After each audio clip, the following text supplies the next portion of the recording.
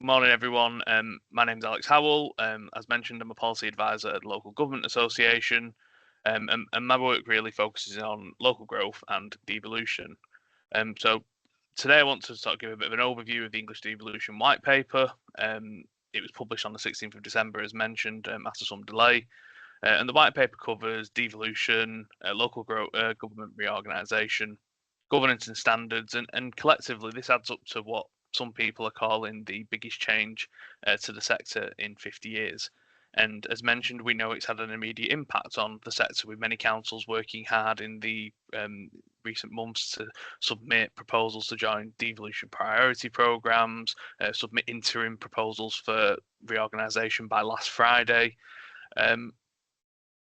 And so the LGA is working hard to support the sector through this process. We've produced on-the-day factual briefings, which summarises proposals which might be of use to you. But hopefully today, the presentation summarises some of the background context, the headline announcements to draw attention to, and some of our early analysis of the white paper and the next steps involved. So to begin with, what do we mean by both devolution and LGR? So at the LGA, we understand devolution to mean the transfer of powers and funding from national to local government. And we think that that's important because decisions are made closer to the local people, communities and businesses that they affect. On the other hand, local government reorganisation is about structures and the powers allocated to different organisations in local government. And whilst the two topics are very much separate discussions, they're both key elements of the government's English Devolution White Paper, and they've been brought together in that process. So I think it's important to sort of cover both of them in tandem. But I think before we get into the current proposals, it's worth spending some time on the context of local government reorganisation. What follows is a brief potted history of local government in England over the last 50 years. But aside from sort of indulging in my own interest, I think this is helpful to understand the situation we find ourselves in today. So the 1972 Local Government Act standardised and simplified the systems of local governance across England, and these had been developed over many hundreds of years, from medieval royal charters, vestry committees, through to Victorian municipal borough and parish councils. The 1972 Act was based upon the influential Redcliffe Maud report, and it created councils, county councils with constituent district authorities. But this wasn't to last long, and you can see the difference between the map on the left of local government in 1974 to the one on the right, which is from 2023. New metropolitan counties that were created in places like Greater Manchester, Merseyside and South Yorkshire were dissolved by the Thatcher government. Their powers were split between government and the constituent districts, creating metropolitan boroughs. So councils such as Manchester, Liverpool and Sheffield today. These authorities were largely responsible for all local government services in their area. And over time, some county councils were split into unitary councils, who also undertook all local government services. So this happened in places like Humberside and Avon, to places like Bristol and Hull today. And in other areas, a county council consolidated into a single unitary council, as has happened in places such as Worcestershire and Wiltshire. And there have been several drives towards simplification of English local government structures, many taking place in the 1990s and late 2000s. But more recently, we've seen this occur in places like Cumbria, Somerset, and North Yorkshire, which have all happened in the past few years. And in each case, unitary authorities have been established in each case. So we've really seen over the past 50 or so years a drive towards unitarisation across the country, and in many ways, which we'll touch upon in a moment, the white paper continues that process. And I think, as Tony Travers, who is well-respected professor at LSE, School of Public Policy, said, the 1974 Local Government Act heralded a near-permanent revolution of structures and types of leadership in English local government. In 1974, for example, there were 1,200 councils in England, 412 after it, and today there are 317. So there's gradually been a process to simplify structures in English local government.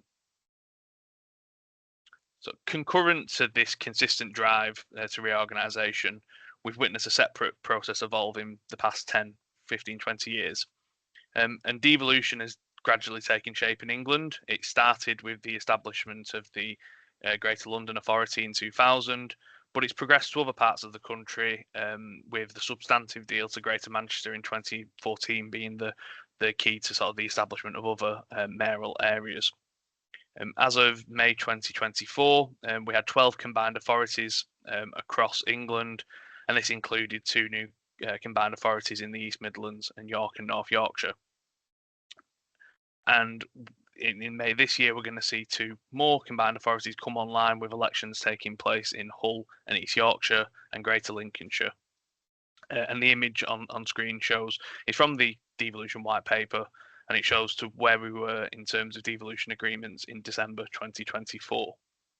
So really the context that the English devolution white paper was published.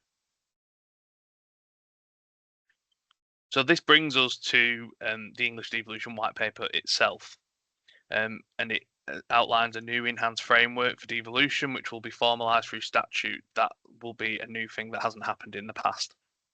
It establishes 3 tiers for devolution arrangements, starting with foundation, strategic authorities, and apologies if some of these terms are quite complex, they're very wordy. So foundation strategic authorities include non-mayoral combined authorities and combined county authorities automatically, and any local authority that is designated as a strategic authority without a mayor.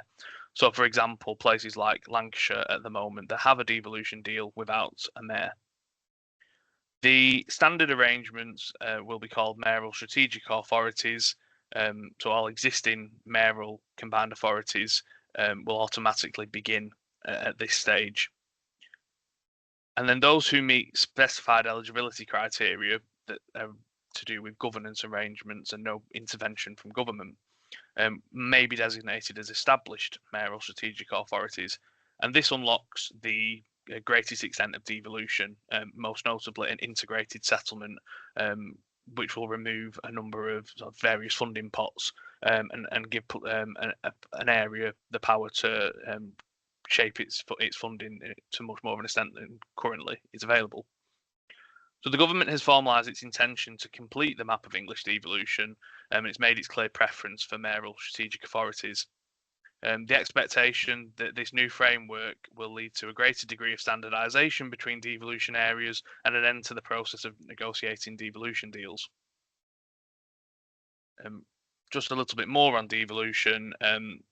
The white paper has also outlined a number of competencies which will contain a number of powers and responsibilities, where combined authorities will be seen as the core delivery institution.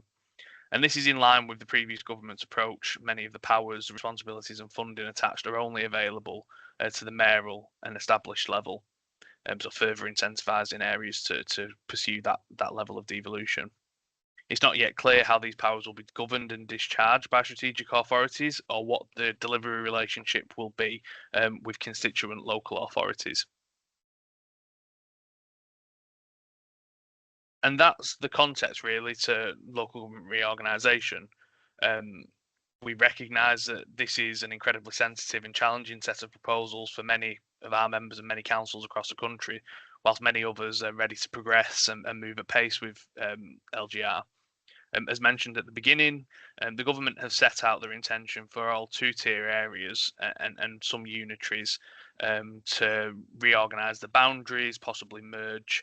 I think the interesting update in that time is that the government have moved away from the second half of that first bullet point around unitaries where there's an evidence of failure or where the size of boundary may be hindering their ability. At this moment in time, it's largely the 21 2-tier areas that are going to be the focus of local government reorganisation, with the addition of the unitary authorities that are part of that ecosystem. So, for example, Essex, where there is Southend and Thurrock, are both unitary councils. As mentioned, there's a phased approach to delivery, and interim proposals for all of those areas were submitted last Friday, and the Minister provided a brief update on that earlier this week. The benchmark for new authorities is a population of 500,000, but this again is an area that we've seen some movement from the government on in the interim, except recognising that some areas might be slightly under that figure, but then also that there may be areas that want to go slightly higher as well. And as the slide says, decisions on scale will be made on a case-by-case basis.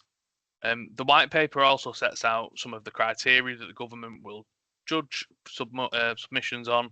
That includes population, as already mentioned, but it also includes things such as local heritage and identity.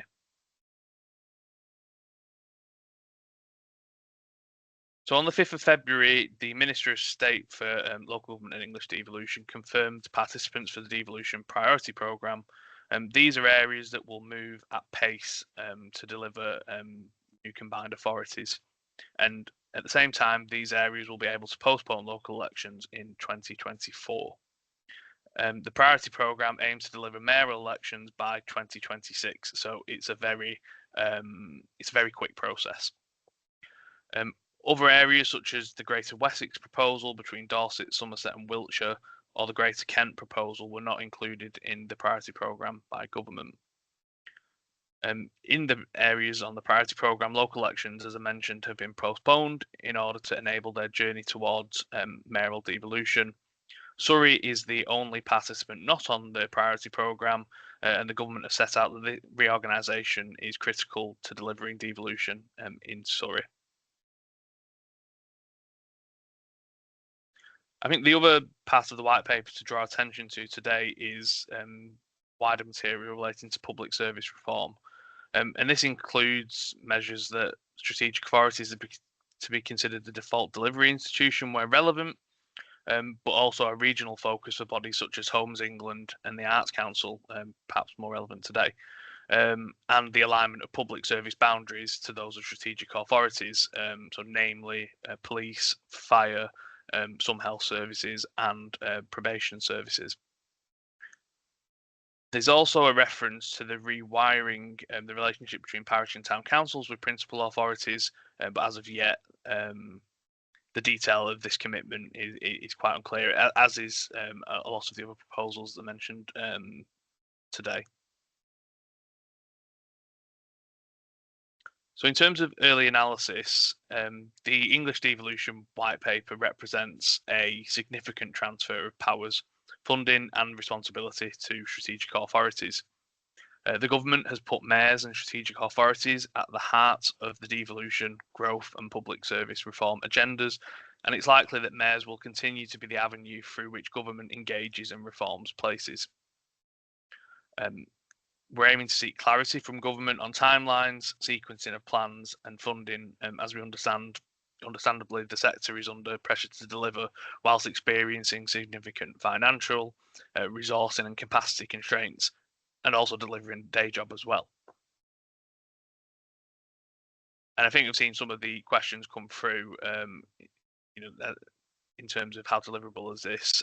We'll touch on that in a moment, but it is a white paper, so there is no element of consultation outlined in the white paper. It's a statement of intent, and so the government do intend to move forward with this at pace, as we're already seeing with the reorganisation proposals.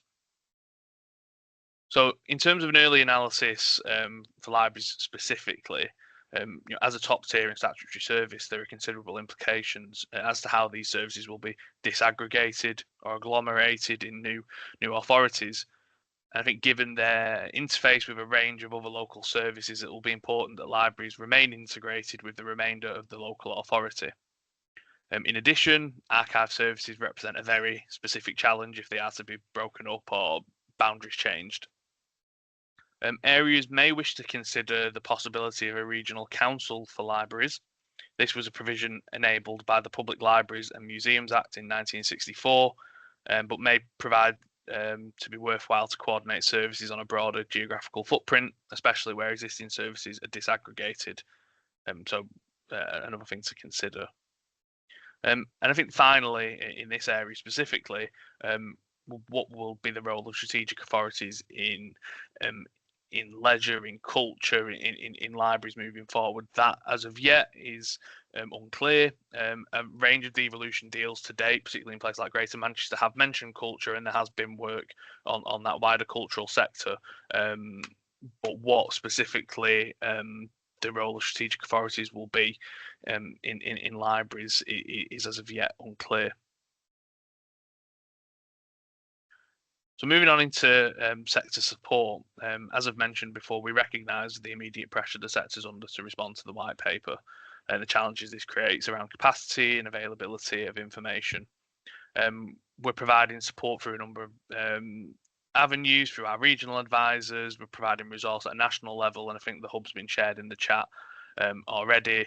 We're providing webinars like this one, but also centrally through our colleagues at the LGA, and we're also engaging with MHCLG to feed into learning from the sector around LGR and seek clarification, as I mentioned, in terms of what the bill will actually mean in practice.